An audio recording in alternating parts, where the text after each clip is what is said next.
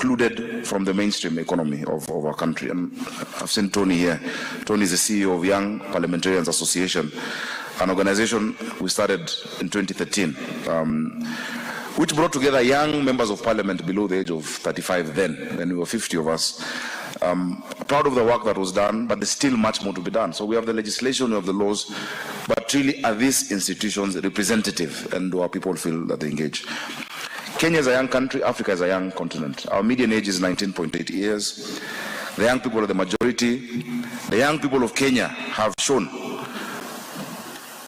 I'm a millennial, the millennials and the Gen Zs, that they're not begging to be heard. They're not begging for a place on the table. If they're not on the table, there shall be no table. If they're not on the table, there'll be no table. I kept saying that if you're not on the negotiating table, you're on the menu. This generation has refused. There's no menu for anyone if they're not part of that.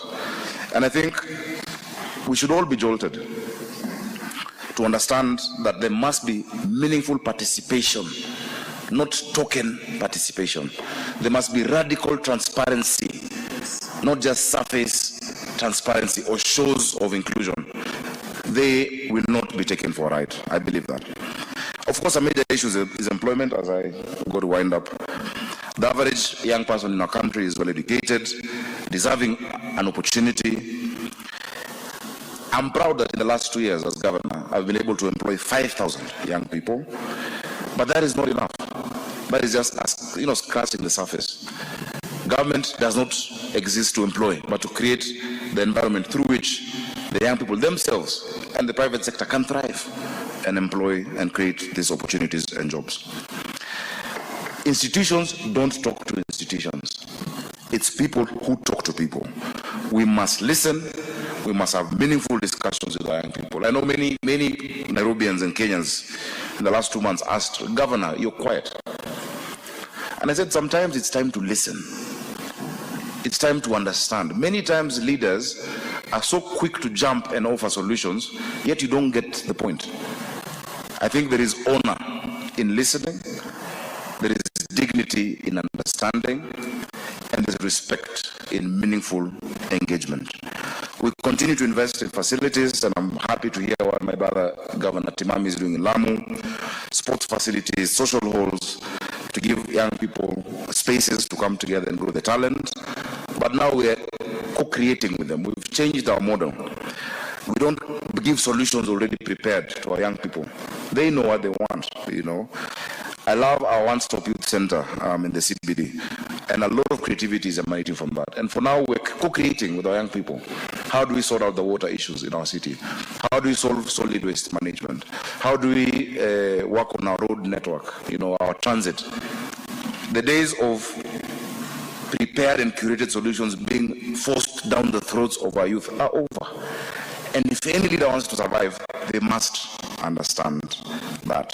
One of the things I did when I got into office, and our administration we did, was to ban a very archaic rule that was there in Nairobi for decades, that you couldn't take photos in the CBD. It was a very stupid rule. Today, if you walk in the streets of Nairobi on a Saturday or on a Sunday, you'll see hundreds of young people with their cameras, with their video cameras, with their phones, with umbrellas that have lights, doing work, earning a living through their creativity. It didn't cost us money. It just needed us to listen to them. Many today can earn a livelihood from their talent. Next week, we'll be opening Nairobi's Innovation Week, an initiative that primarily brings together various players in the tech sector and young people. In its second year, it's an important platform as we navigate the rapidly evolving landscape of technology and co-creation of solutions in this urban setting. I believe in the value of investing in our young people. I still consider myself young. In our country, if you're below the age of 60, you're young. You're a young politician. You're very young. So when I see what we call the young tax saying they're young, I think politically I'm like a fetus, So I believe in the value of investing in our young people, in empowering them more, in giving them opportunities. For now, it remains only to say, my fellow young people, I believe in you, the young people of Africa, the young people of Kenya, the young people of Nairobi, I believe in your diligence, in your intelligence, in your patriotism. I know you love our continent. I know you love your countries, and that you want to make something out of yourselves. And I promise, together with many of my colleagues, that we will do everything in our power to make those dreams come true. May God bless you. I wish you a nice time in Nairobi. For those who are visiting, welcome to the green city in the sun. Welcome to the city that doesn't sleep. Please enjoy the city of Nairobi. Don't just stay in the UN complex. Nairobi has a lot to show and to offer. First, it's the only capital in the world where you can be looking at animals in their natural, untouched, unspoiled habitat.